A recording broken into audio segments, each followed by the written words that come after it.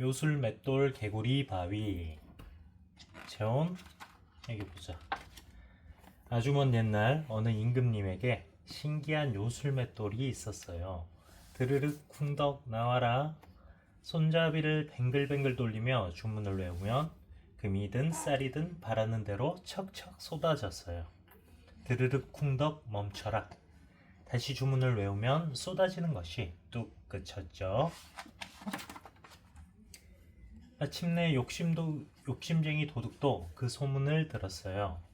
이 도둑으로 말할 것 같으면 마음보가 까마귀 깃털보다 더 새까만 사람이었어요. 놀부가 형님 하고 부를 만큼 말이에요. 흐흐, 요술 맷돌이라고? 당장 가서 훔쳐야겠다. 그날 밤 도둑은 궁궐로 숨어 들어갔어요. 도둑이다! 도둑 잡아라! 임금님의 목소리가 궁궐 안에 쩌렁쩌렁 울려 퍼졌어요. 걸음아 날 살려라. 도둑은 요술 맷돌을 낑낑 짊어지고 냅다 도망쳤어요. 애고고 무거워라. 간신히 바닷가로 돌아온 도둑은 미리 마련해둔 배에 냉큼 올라탔죠. 으하하, 살았다. 도둑은 콧노래를 부르며 노를 저었어요. 그런데 문득 궁금해지는 거예요. 정말 맷돌에서 뭐든지 나올까? 아이고 못 참겠다. 당장 알아봐야지. 밥이 나오게 할까? 돈이 나오게 할까? 아니야. 이왕이면 소금이 나오게 하자. 옛날에는 소금이 아주 귀하고 값도 비쌌거든요. 도둑은 요술 맷돌 손잡이를 뱅글뱅글 돌렸어요.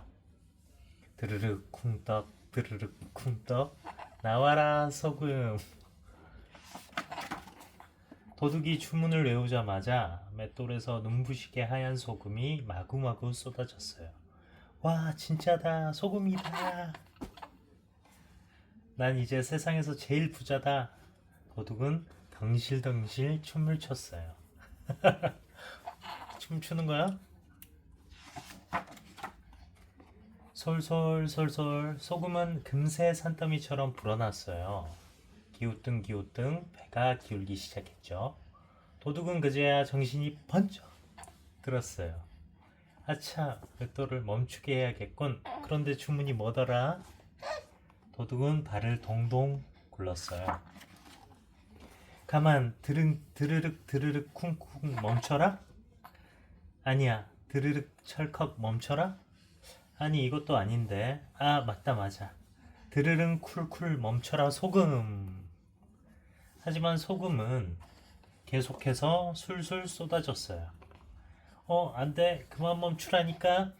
으악, 사람 살려. 마침내 배가 바닷속으로 가라앉았어요. 욕심쟁이 도둑도 바닷속으로 가라앉았어요. 요술 맷돌도 바닷속으로 가라앉고 말았답니다. 드르륵 요술 맷돌은 지금도 바닷속에서 쉴 새 없이 소금을 쏟아내고 있대요. 그래서 바닷물이 그렇듯 짠 것이랍니다. 개구리 바위. 옛날 호랑이 담배 피우던 시절 금강산 기슭에 깊은 우물이 하나 있었어요. 우물 안에는 개구리 형제들이 폭착 뜨며 살았죠. 낮이고 밤이고 보이는 것은 우물 위에 동그란 하늘뿐이었어요. 우물 밖에는 뭐가 있을까? 여기처럼 멋지지는 않을 거야. 당연하지, 개굴. 어느 날 까마귀 한 마리가 우물로 찾아왔어요. 까마귀님은 어디에서 왔어요? 넓고 멋진 세상에서 왔지. 정말이에요? 이야기를 좀 해주세요. 개골. 까마귀는 꺽 트름을 하며 거드름을 피우더니 이야기를 시작했어요. 봄에는 꽃동산에 꽃들이 활짝 피고 여름에는 산과 들이 초록으로 물들지. 가을에는 단풍이 울긋불긋 화려하고 겨울에는 눈꽃이 새하얗게 핀단다. 개구리들은 놀라서 눈이 동그래졌어요. 개골. 그럼 가장 멋진 곳은 어디예요? 까마귀가 냉큼 대답했어요. 그야 금강산이지. 네? 금강산이라고요? 까마귀는 답답해서 한숨을 푹 내셨어요.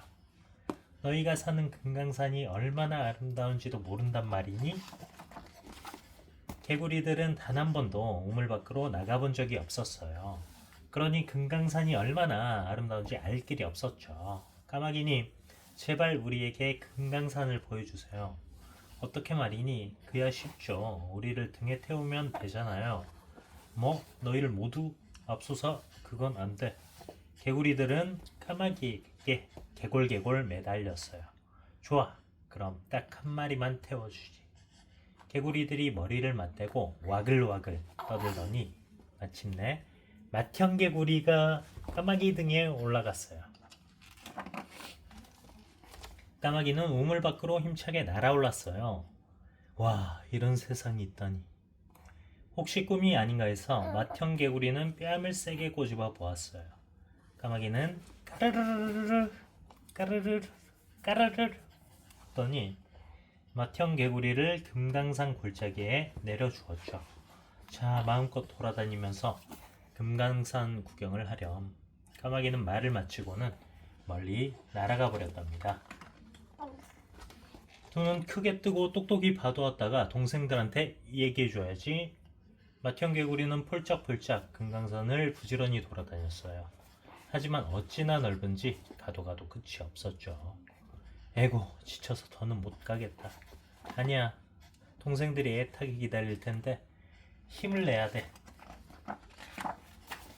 맏형개구리는 한낮이 지나서야 가장 높은 봉우리에 오를 수 있었어요.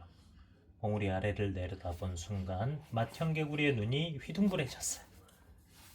아, 이렇게 멋진 곳이 있다니. 개골개골 울음주머니가 불룩불룩 부풀어 올랐죠. 맏형개구리는 너무나 멋진 경치에 반해 동생 개구리들이 기다리는 것도 까맣게 잊었어요. 하루, 이틀, 사흘. 꼼짝 않고 그 자리에 앉아있던 맏형개구리는 두 눈을 동그랗게 뜬 채 그대로 바위가 되었다지 뭐예요. 그래서 지금도 금강산에 가면 개구리 바위를 볼 수 있다고 해요.